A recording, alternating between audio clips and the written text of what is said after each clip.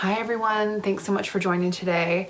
My name is Christina Burns. I am the founder of the Naturna Institute in New York City, and today we are going to be talking about whether or not you could consider PGS testing in your IVF cycle.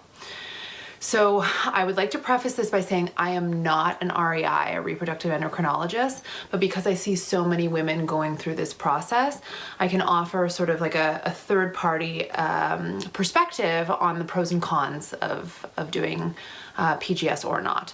So generally it can definitely improve the success rates of a transfer, so that is really a great thing. So PGS tested embryos are more likely to result in babies, and they also significantly decrease the chances that you might have a miscarriage or any problems with the pregnancy. That said, there's sort of a better option for women who produce a ton of eggs that go to the blastocyst stage. I have some women that have low ovarian reserve and maybe they only produce like 1, 2, 3 eggs per cycle.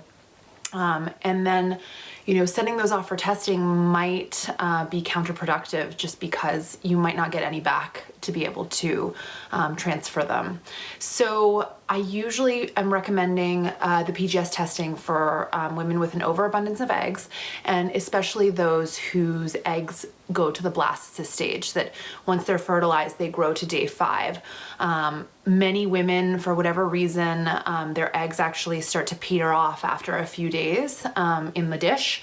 And so what I usually recommend in those cases is maybe to consider a day 3 transfer of the best quality ones, just so that you don't risk losing them all. So that is my perspective. Basically, it's based on how many eggs you get and that fertilize, and then how many progress well to blastocyst. And sometimes, unfortunately, this takes a couple cycles to get the hang of. Like, you don't know how you're going to respond until you've done a couple cycles.